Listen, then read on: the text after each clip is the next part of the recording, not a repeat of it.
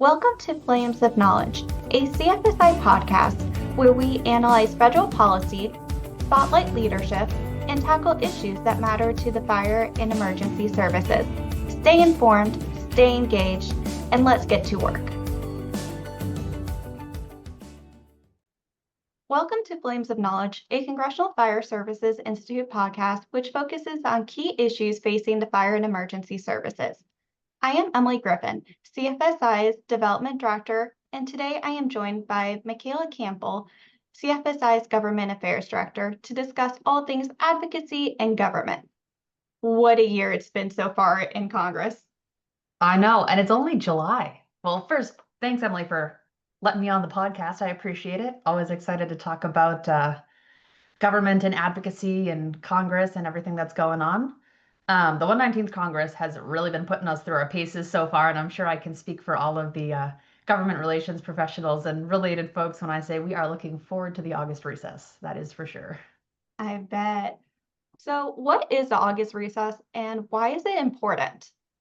August recess throughout the congressional calendar. So every year, a Congress is 2 years long.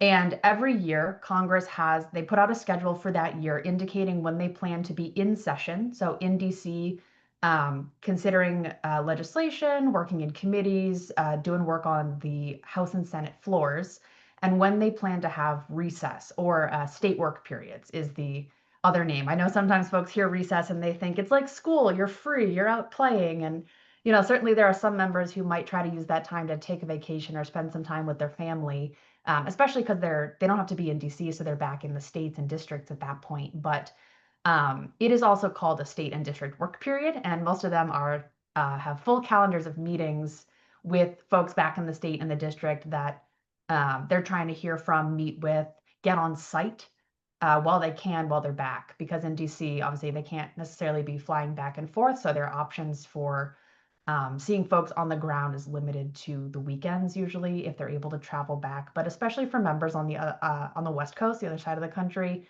that flight can be really difficult. So really, these state work periods are a time when a lot of constituents get that opportunity to try to get some face time with a member of Congress that maybe they wouldn't have otherwise. Which very relevant to our work in the fire and emergency services, because this is a prime time for fire departments and related organizations to be meeting with their members of Congress. It's definitely a good idea to catch members of Congress when they're back in the states and districts. I know it can be more comfortable sometimes to meet with legislators when they're back on local ground. However, what are some other reasons why August is a good time to meet with your members of Congress? While they're back in the districts for August recess, they're gearing up for one of the worst times on the calendar, which is September, because the fiscal year ends at the end of the month. So when they come back, they have a lot of work to do to make sure that those bills are finalized. They've been moving some of them in the House and in the Senate, but it always tends to come down to the wire, unfortunately. But the plus side is this is a good time to talk to those members if you haven't had a chance already. And if you've already talked to them, check with them again, see how it's going, reiterate your priorities, and make sure that we can try to get fire and EMS priorities taken care of as much as possible. So that brings up another question. What do you mean when you say end of the fiscal year?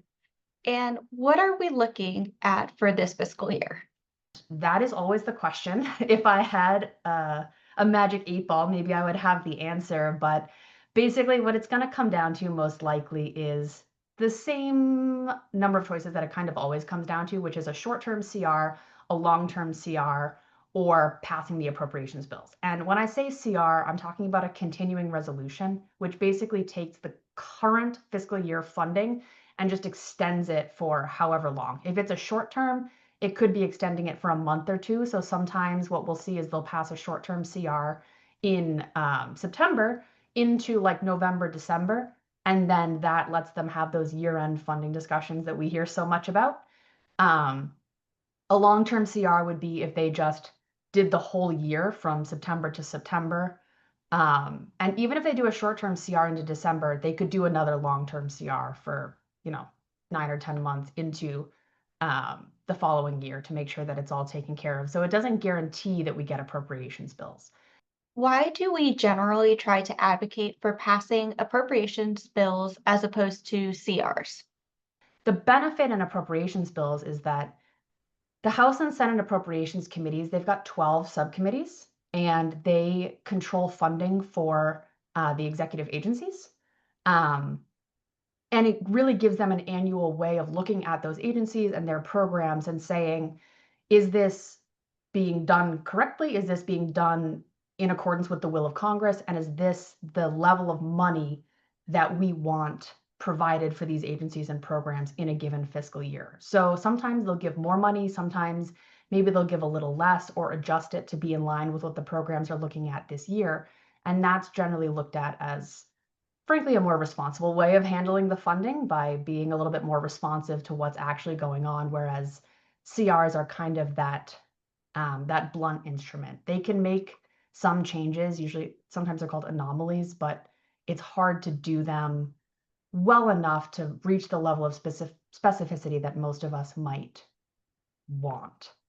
Um, so given that those are the options for CRs, or they pass the appropriations bills, sometimes in what's called a minibus, which is they'll put a couple of the bills together, sometimes in an omnibus, which is when they'll put all 12 of the bills together, or they theoretically could pass them one by one, but they usually don't have quite enough floor time to do that. So you tend to see the packages. And even if they pass in packages, those packages include the bills that have been updated for the year. So I know that's a lot of information on the appropriations cycle, but it is relevant because this is the money for the government and this is the money for those grant programs that the fire and emergency services benefit from. Yeah, speaking of grant programs, where do the AFG and SAFER grant programs stand? Are they in danger? What can you tell us about that? Yeah, so the first thing I'll just say is attitudes towards funding in DC means that no funding is safe anymore. There has been this idea sometimes that certain industries get preference, and we're just not seeing that anymore. Every industry has to show up every year and fight for their money. And it's not just the folks in DC, although I can speak for CFSI and all of our partner organizations and our National Advisory Committee when I say that, we have participated in the appropriations process. We have sent in our request letters with the national priorities. We have followed up with the appropriations committees, and we are doing what we can to make sure that we're working with the staff and the members to have the levels come out ideally where we would want them, particularly if they pass appropriations bills as opposed to a CR. But they need to be hearing it from folks in the district as well. It's an all hands on deck situation, and unfortunately, that's just the way it is in this day and age for everybody. So they're hearing it from us. We're doing what we can, and we're trying to provide as much information to make your lives easier so that you can communicate pretty easily what the national groups are already saying. But yeah, they got to be hearing it back in the districts, which is why we're really hoping that folks take this time to meet with their members, and I'd like to touch on that a little bit later. Do you have any specifics on the funding levels for AFG and SAFER? They've actually done okay. The House appropriations bill for Homeland Security is out. Um, and AFG and SAFER saw, it's not quite a plus up, but it is a return to prior year levels. So there was a 10% cut that AFG and SAFER got hit with in, I believe it was fiscal 24, and then fiscal 25 was a CR. So that cut was maintained. So hopefully in fiscal 26, this would look at starting to return them to the 360 million per program area that they were in before that, which is good. I mean, assuming that the bills move forward and that the Senate agrees, they have not put out their Homeland Security bill. So that's what we're keeping an eye on. But, if there's another CR, that could be kind of painful because AFG and SAFER would theoretically still have that cut unless an anomaly is provided. So what we can really be doing is making sure that we're weighing in and saying, this is what the fire service needs. And hopefully it's that 360 million level or closer to that. Yeah, that would be lovely. Yeah. What funding levels have been proposed for other key fire service programs? Several of the fire service related appropriations bills have not actually marked up yet. And when I say marked up, The draft bill is released by the appropriations subcommittee, and then they have a subcommittee markup, and then usually later that week, the full committee gets together. And at some point during that week, the text of the bill and the report become available. So the public can take a look at those bills and see what's in there. So like I said, the House Homeland Security bill is out. AFG and SAFER are looking at about $360 million each, which would be a restoration of that funding, which is great. The U.S. Fire Administration would see a slight increase in their base budget, which is pretty okay. Um, and FEMA's urban search and rescue response system, actually in the House bill, has a pretty solid plus up to about 56 million, which is great. I know there's been some questions about ongoing gear and equipment costs, and so hopefully this would help to defray some of the costs of having teams for those host locations across the country. Another bill that has a bunch of fire service priorities in it is what's called the Labor H bill, or the Labor HHS.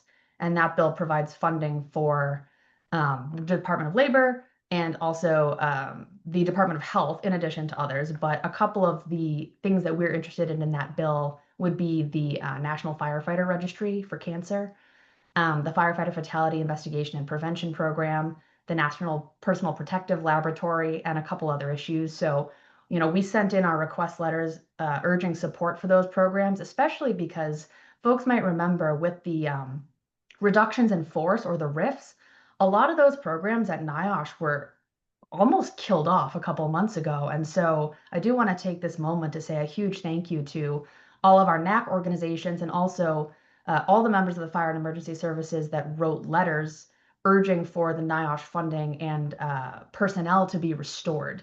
And I know we're not all the way back, especially NPPTL has some areas that they're still working to restore, but we did see the NFR brought back online. Their website had actually been fully shut down. So that's been, I think, a big win for the fire service, but something that we have to protect in the appropriations process. So we will be keeping an eye out to see what happens with the Labor H bills.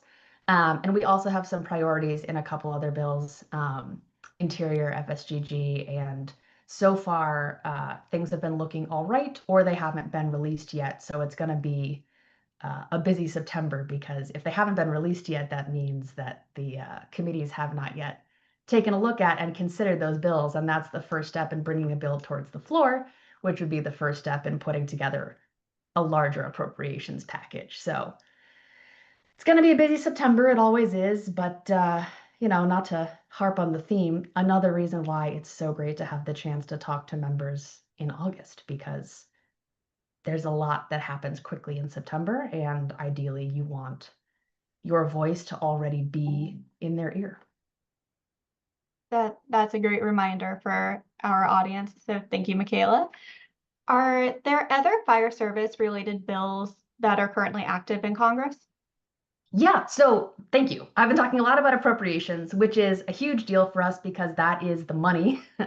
But there's also several other bills. They're on CFSI's website, which I'll walk through in a bit how to find them. But a couple that I want to highlight right now: the Setting Consumer Standards for Lithium-Ion Batteries Act, which is S389 and HR 973. I bring this up because this bill is actually in a pretty good position to move. It has passed the House and it was marked up in the Senate. So, ideally, we should just ask the Senate to take up and pass that bill. I know there was some great conversation about it on the recent mini symposium on lithium-ion batteries. So shout out to the listeners. If you haven't checked that out, you definitely should. There were 2 sessions and they were great, and in partnership with some of our NAC organizations and outside experts. So definitely worth taking a look at, and I know this bill came up.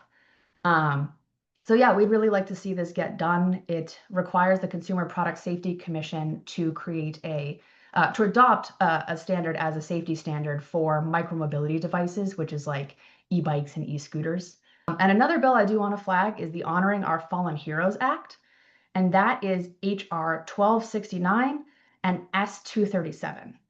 And that bill is of particular importance because it would help protect firefighters and their families by ensuring that firefighters who pass away or become disabled from certain cancers as a result of their service are covered under the Public Safety Officers Benefits Program, or PSOB, which is a death and disability benefits program at the federal level provided by the Bureau of Justice Assistance under DOJ. So, if you have questions, feel free to send us an email, update@cfsi.org, or check out our website where we've got a little bit more information on how that bill works specifically. But, we'd really like to see that move forward. It was, I believe, marked up successfully in the Senate, and the House bill was introduced and referred to committee. So would really love to see that bill get finished by the end of the Congress. So to the extent that people are meeting with their members of Congress, we've got one-pagers up on our website, which I mentioned, I'd love to talk about a little bit further on, but how to find those, how to use them. But two really important bills that we'd love to see move this Congress. Yeah, those would be great bills to have passed. So thinking about the August recess, what are the top 3 things every fire department should do during this upcoming recess? Okay. I basically said it before, but let me recap it in simple terms. Look on CFSI's website. Go on www.cfsi.org. There's a tab on there called Legislation and Advocacy. And under that drop-down menu, there's a page called Contact Your Members. If you just want to go straight there, it's www.cfsi.org/advocacy-and-outreach. So there's a ton of information on that page. And, right up top, there's options for write to your members of Congress, meet with your members of Congress, etc. If you click meet with your members of Congress or not sure what issues to discuss, it'll take you to this grid, which has all of CFSI's active issues. And we try to keep it as updated as possible. In general, the appropriations one-pagers are up there. The active bill one-pagers are up there. And we would love for you to take a look at those. And then, so that's step 1. Go to the website, find the one-pagers, see what the active issues are. Step 2, pick the ones you want to discuss. You can pick all of them. You can pick some of them. Whatever it is, you might have some of your own issues. You don't have to use ours instead. I think this is a yes and proposition, right? You should be able to bring those one-pagers pretty much to wherever you want and have it supplement whatever else you're talking about. So check the issues, pick the one-pagers, bring them in addition to whatever you're bringing, or bring them as the primary thing that you're bringing. And then number 3 is reach out to your legislators to get a meeting. So once you see what's out there and know what you want to talk about, request that meeting so that you have that opportunity to talk about it. That's great. Can you participate in advocacy in meetings even if you've never done it before? Or is this something only for the folks who have previously had meetings? First of all, yes. Anyone, as a matter of principle, can participate in advocacy meetings. These are your members of Congress. You elect them. I mean, for lack of a better phrase, they work for you, and you are a constituent. You are a voter. They want to hear from you. I will say departments and organizations may have their own policies about who from your department is able to speak directly with the member of Congress or whatever it may be. So I would encourage you to work through whatever structures you have to work for. But otherwise, yes, anyone can, and frankly, anyone should. Not only can you participate in these meetings, but we really want you to. It's helpful to the cause and it's helpful to everyone. And honestly, it's a great experience. It's a lot of fun, and the members and their staff are fascinating to talk to. So I would say definitely do it. You hear that, folks? You got to go do it. So now we're going to talk about how do you get a meeting set up? If you've had a meeting with an office before and you have a point of contact in that office, feel free to use that. If for some reason that person is no longer with the office or you get a bounce back or whatever, this is like the general way that anyone can reach out to an office and set up a meeting. So on that advocacy and outreach page that I talked about earlier, the contact your members page, if you're going to the CFSI legislation page, contact your members, there's a section called Meet with Your Members of Congress. That really will break down how to find your members of Congress if you're not sure who they are. You've got 2 senators and 1 representative, and that'll help you figure out which ones you should be writing to. If you work in a different district, you might be able to talk to 2 representatives if you work in one district but live in another. So you could have 4 members of Congress, but general rule is you probably have 3. And that page will really walk you through how to find, once you know your members of Congress, you go to their page online, and they've got contact forms on their web pages. So we've made this all as easy as possible on the website so that you can just kind of click, and then boop, the page will be right there to fill out the contact form. You put in who you are, your address to establish that you're a constituent, what you want to talk about, which is why you want to have checked out the active issues beforehand and kind of have an idea of what you might want to say. And then you just send that meeting request in. I will say, if you don't hear from the office in a couple of weeks, not a couple of days to be clear, but like a couple of weeks, because ideally you're putting this in a little bit before you want to have the meeting, you can call their office, usually the front line, and see if there's a way that you can either find out the status of your scheduling request or if there's a place that you could follow up. Sometimes they'll have a general scheduling email, or sometimes you might be able to get the email of the scheduler. As long as you're polite and friendly, and if they say, no, you've submitted it, they'll get back to you when they have a moment, that's fine. You've done what you can. But sometimes that's a way to get a little bit more of a personal contact. I do want to say it doesn't all have to be about a meeting, right? So that's a sit-down meeting request to talk about policy issues. If you have the chance to do that, amazing. Do it 100%. But there are so many other ways that you can get involved with your member of Congress that are in some ways even easier. So I want to just throw out a couple of examples here. First of all, it doesn't have to be all about a meeting. If you have a bean supper, if you have a bingo night, do you have a graduation? Do you have a kids training camp? Do you have, or, junior firefighter program? Do you have something going on with state training in your state or locality that you could invite them to? Did you get some shiny new equipment or apparatus? Did they vote for that funding? Could you invite them for a photo op? There are a ton of ways to get them to your firehouse or state training academy or whatever it is, to get that photo op with you in a really, easy way for them that gives them something positive and shows some of the work that they are doing. Everyone loves a good photo op, and then that gives you the opportunity to have that really positive conversation. And then if you have a chance to kind of sneak that ask in or meet the staff and say, hey, could we follow up at another time? That can be a really easy way to get in, because, hey, if they're coming for bingo night, maybe you don't want to talk shop, maybe you just want to play bingo. But if they've got a staffer with them, or if you can get the name of their staff, that's an easy way to have a great kind of interaction with the member of Congress or the staff that they send. And then you can follow up later and talk shop a little bit more specifically, but it kind of starts you off on a nice foot.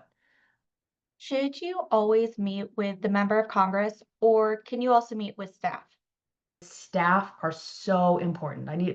As a former staffer, I do feel like we need to talk about this a little bit.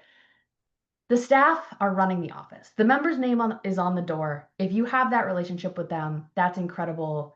I think you should always, if you can try to meet with the member, do it. I mean, there's no reason not to. Staff are doing 90% of the work. They are the people that you need in your corner. Even if you get a meeting with the member of Congress, you got to befriend the staff. Be polite to them, get their card. And congressional staff are young. A lot of times it's their first job out of college. If they've been there for a little while, they might be more advanced, but their portfolios are huge. They're covering a lot of issues. Be nice to them, be a resource for them. And, if you can make yourself that trusted phone call, because they've got enormous portfolios. So if they have to make a decision, a lot of times it's really quick and they only have time to call a couple people. If you can be one of those phone calls for them to say, hey, this has come across my desk. Is this good or bad? What does this mean? Then that is the ideal relationship. And that's why you really want to be in with the staff. So yes, meet with the members, but don't forget that the staff are really doing yeoman's work.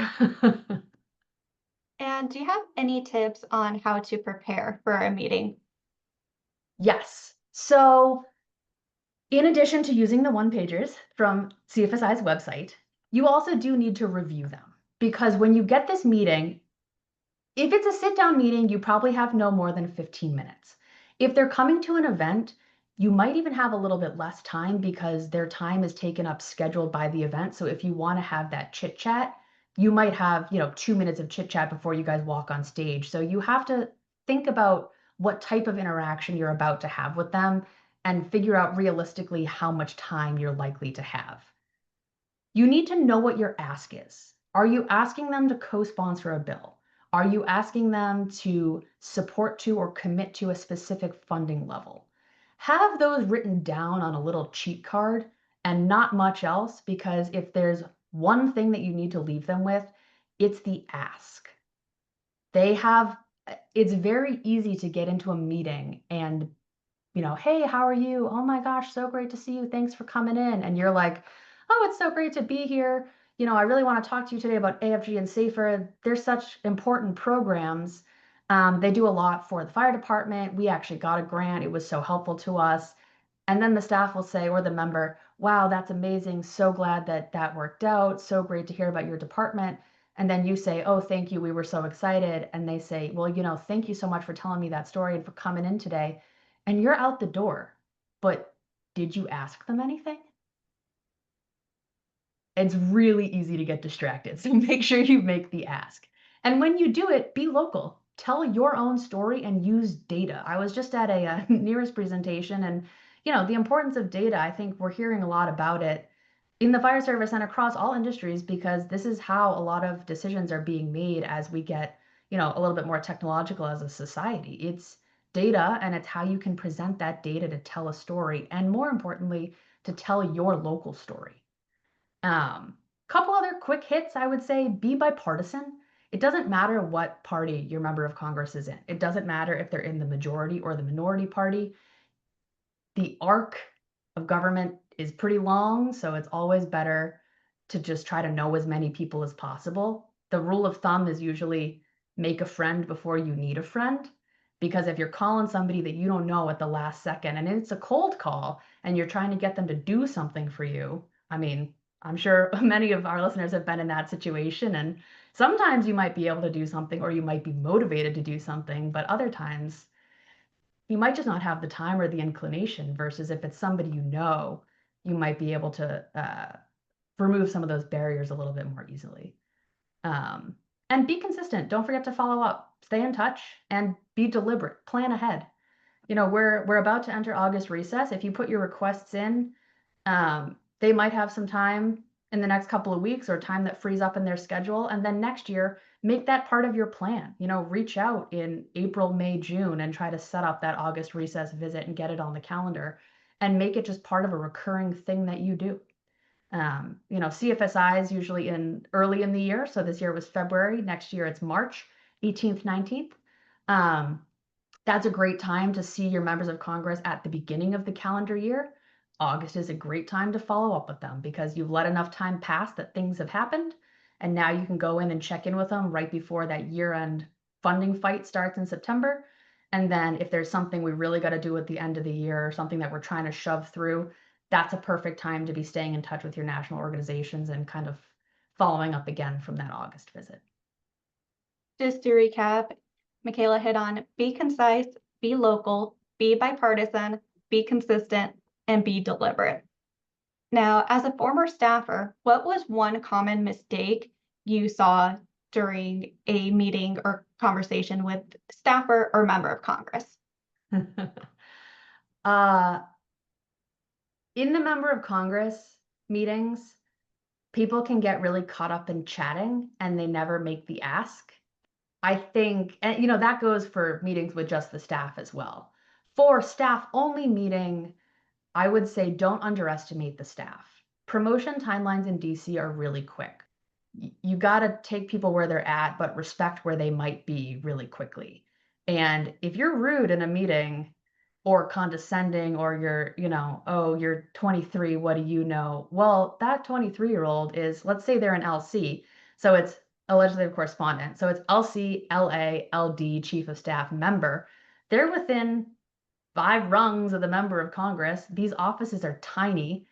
You're seeing the member on a day-to-day. They'll cut through the office. You'll staff them in meetings.